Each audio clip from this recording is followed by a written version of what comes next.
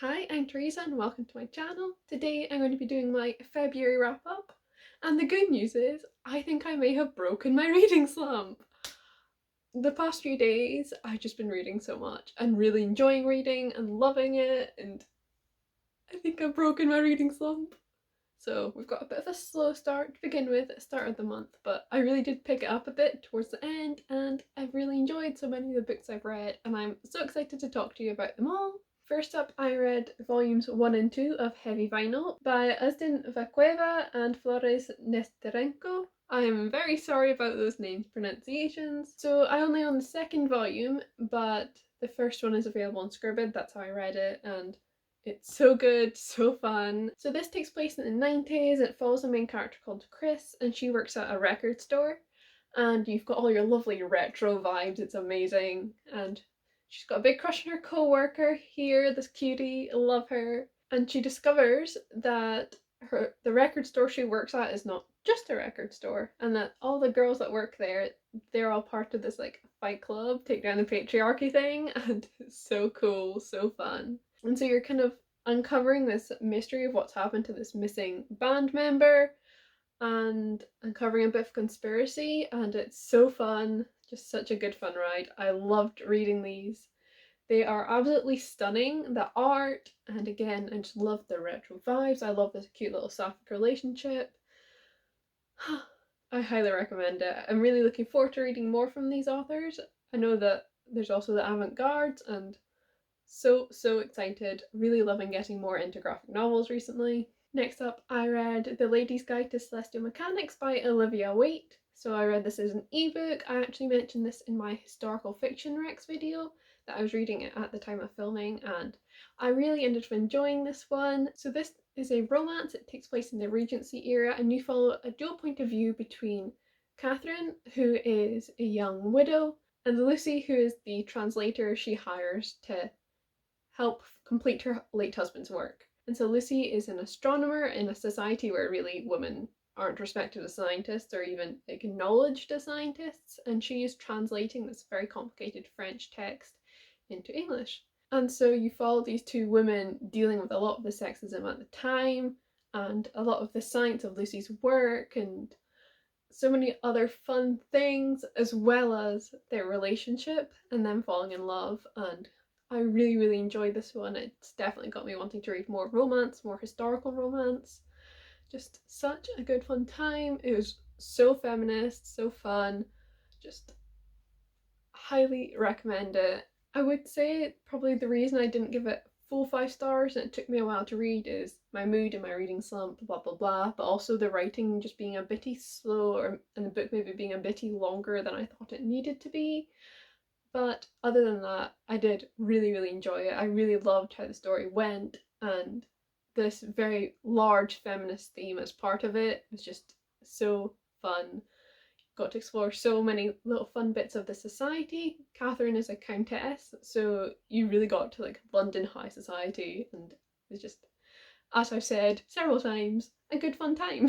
Next up, I read Ash by Melinda Lowe. So this was for the read along I'm hosting with my friend Finn. We are reading through Melinda Lowe's backlist, and so right now we're just reading Huntress, which is set in the same world as Ash but centuries apart. You don't need to have read Ash to read Huntress. And I'm really looking forward to it. But Ash was published in 2009 and it is quite possibly, I'm pretty sure, the first ever sapphic young adult book traditionally published, which is just so cool. And I loved reading it and being able to experience this little bit of history and our origins and roots and all of that. It's very interesting. So this is a fantasy novel and it's a retelling of Cinderella. You follow a main character called Ash, and you actually, what I didn't realize before I started is you start when she's quite young, and really you don't get to kind of the main plot of the Cinderella story until about halfway through the book. You follow a lot of her Ash's upbringing, which involves her parents' deaths and her being taken in by her stepmother and stepsisters and all the joyful things that you know from the Cinderella story. So you follow her kind of meeting in with a fairy guy and a huntress, one of the king's huntresses. And this is a world where fairies once existed, though fairy tales and fairies and this belief in magic is now kind of frowned upon. But you follow Ash meeting this fairy man and their kind of relationship. It's really murky on the nature of their relationship. I think it's very much down to interpretation. And also her meeting the king's huntress and them having their own relationship and their feelings for each other. And you've got your Cinderella aspects like the ball, and it's a lot of fun, a really unique take on a Cinderella story, and I did really enjoy reading it. I think I did end up only giving it 3 stars though, because it felt very top heavy, if you like, because you had this half the book of just build up to the main story, and then the kind of conclusion and ending was very easy and felt a bit rushed. And although this meant you got a lot of time to develop Asha's character, and you really just gave Cinderella so much more agency than she had in the fairy tale originally, which I loved. You really focused on her journey dealing with her grief, her mental health, just incredible. I don't know, I just don't think it was structured or paced just perfectly for it to flow very well and be completely enjoyable to read all the way through. So yes, while I enjoyed it and I really admire the kind of history attached to this book, history is 12 years old, but you know what I mean. I do have to say it's not my favourite, but I do have high hopes for reading more of Melinda Lowe's books, and I'm very excited. I'll leave some information about the read along down in the description if you fancy joining us for any of the later books. There's a whole different range of genres, and it's just going to be hopefully a good fun time. Next up, just very quickly, I read La Celestina by Fernando de Rojas. Well, I read a translation by Peter Bush. This is for my Spanish literature course. This is a 15th century, I believe, Spanish text, and yeah, it's weird. It's wild. I'm not gonna spend too much time on this because I imagine not a lot of people care, but it takes place in this big city, and it's really the immorality of this place. You've got Celestina, who is like a witch. She is a go-between. She arranges quite some nefarious deeds. There's so many different interpretations for reading this, but one of them is that it's a moral fable in that it's warning you the consequences of not being moral by showing you a bunch of immoral people having bad things happen to them. And I kind of love that interpretation so much because it didn't work. It became incredibly popular because people found it really entertaining reading about immoral people doing bad things. So it's a strange story.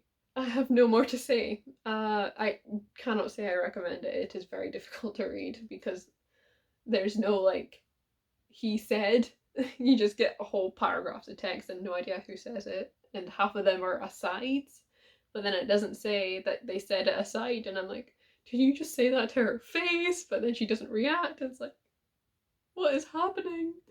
So yes, confusing to read, not particularly enjoyable, but I like the kind of theory aspect to it in the background.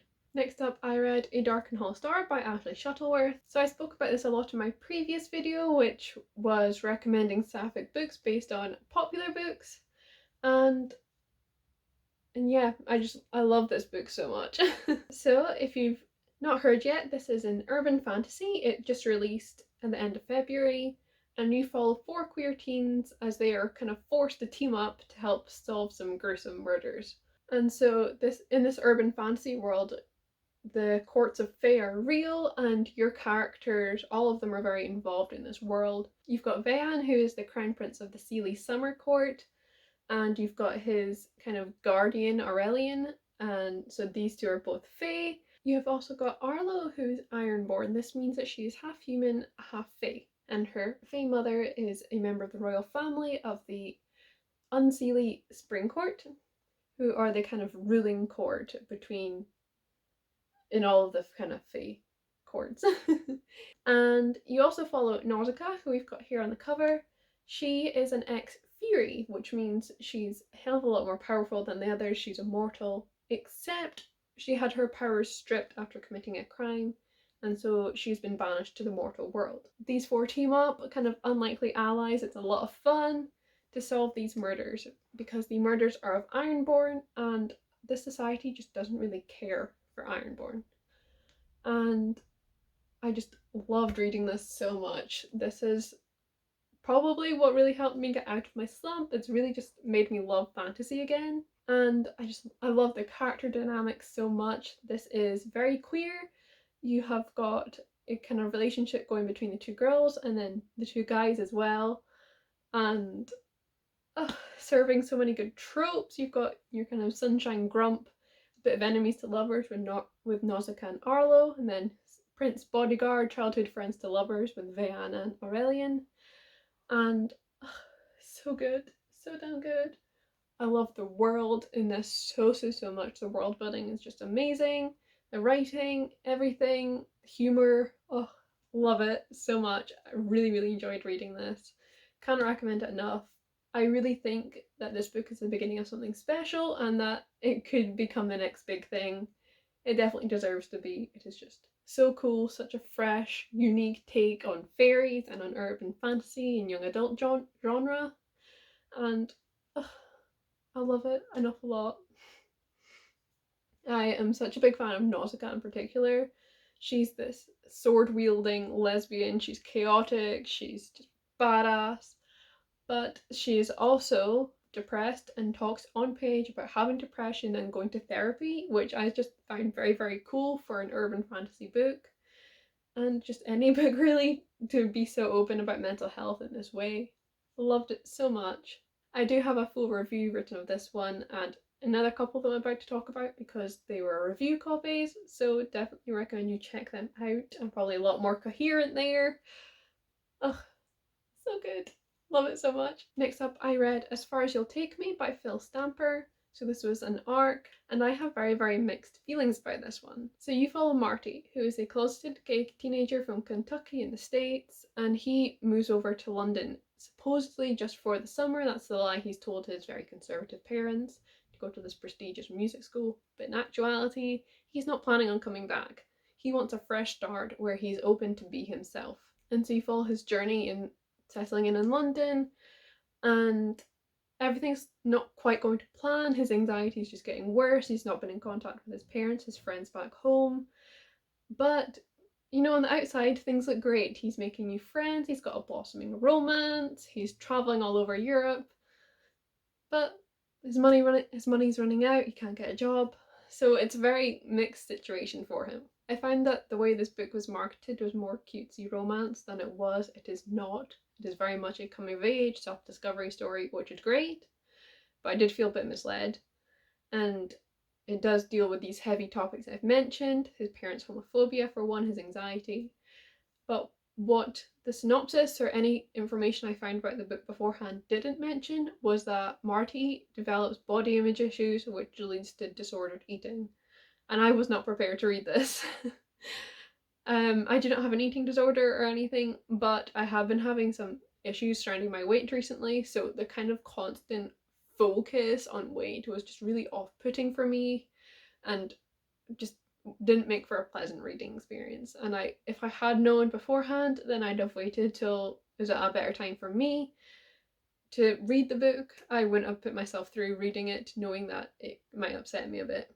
I wasn't that convinced by the characters. I thought that they weren't quite developed enough. I think that this is quite a short book trying to do an awful lot in not a lot of pages. There are a lot of plot threads, a lot of characters, and none of them just got the attention I thought they needed, particularly if you consider the body image issues, and they just weren't resolved very well. It was just very quick, oh, we're fine now, and I didn't think that was right. There are also diary entries at the end of some of the chapters, and they're from the summer previous, and they're numbered, but they're out of order, and I found that so confusing, which just didn't help at all. However, I did enjoy some things. I like Phil Stamper's writing style. I enjoyed it in The Gravity of Us, his debut, and I liked it here. It's so easy and quick to just sink into and be absorbed in the story. I actually read this at like twice my normal reading pace because just of the nature of his writing. And I did enjoy this story of self-discovery and of finding yourself, being true to yourself. I thought that was very important, and that so many of the themes that handled it were important. I just didn't know if it was done perfectly or it wasn't done to my tastes, and then my overall experience was overshadowed by not feeling prepared for some of these themes. So yes, it's very mixed thoughts, which is a shame because I did really enjoy Phil Stamper's debut and I am interested in some of his upcoming books. Maybe it's just this one, we'll see. And finally, I read Perfect on Paper by Sophie Gonzalez. This is another arc. It comes out just later this month. This is a YA contemporary. It takes place in high school, and you follow a main character called Darcy, who's been giving anonymous love advice to her high school peers. And so when she's found out by none other than one of the popular boys in school, she has to give him love advice to help him win his ex back and become a bit of a relationship coach for him. And I really enjoyed this book a lot more than I expected because I wasn't a huge fan of Sophie's debut. Only Mostly Devastated. It was just very mediocre for me, but I really, really enjoyed this one. Absolutely loved Darcy's friendship that kind of grew between her and Braham, the hot guy. I don't know if I'm pronouncing that right, and that is his last name. He just goes by his last name because why not? Anyway, I liked their friendship. I liked how Darcy's relationships with different characters were handled, romantic ones, friendships, familial. It was so just well done. Really enjoyed it, and I really loved the kind of journey she went on regarding her own sexuality. She is bisexual, and her kind of internalized biphobia, the biphobia she faces when she has a crush on a guy because, oh, you're not really gay then, are you? And all of that, and kind of dismantling that, which was really great. And there's just one scene that's so powerful, and I would recommend the book based on that alone. So good. Yeah, I loved the journey Darcy went on, both with that and with some other relationships in her life. I don't want to give everything away, but oh, so good. So I don't know, it was just so feel good, so touching. I really enjoyed reading this. I also just flew through it in a couple of sittings. Just highly recommend it. The writing style is so easy to read, so fun. There's a lovely humor to it. I think that the bi rep and the way that bisexuality is talked about, this dismantling of biphobia, is so beyond important. And seeing an MF relationship with a bisexual main character that has these discussions is also so important. And I just I don't think I can underestimate the impact that this book and some specific scenes in it may have on some readers. And I'm really excited for them to be able to read it and to hopefully see themselves represented. I've just heard amazing things from reviewers who've spoken about this rep and what it means to them. I'm obviously not bisexual, so I can't talk about it and say it's perfect or whatever, but I have heard from bi reviewers and I know that it is own voices as well, so really I think it is just incredible, so important, and just so good and fun and sweet as well. Love it so much. So yes, that is all the books I read in February. I actually really enjoyed this reading month. I think it really picked up towards the end, and I'm already enjoying my March reads and getting a lot of reading done there, so I'm super excited to hopefully be out of my reading slump after however many months. Oh, good times. So yes, you'll find Goodreads links to my reviews for these review copies. You'll find information on the Melinda Low Along, come join us. My social media, my bookshop affiliate link if you fancy buying some books and supporting me and independent bookstores. All of that in the description as normal. Thank you very much for watching. I hope you've enjoyed, and I'll see you with another video soon.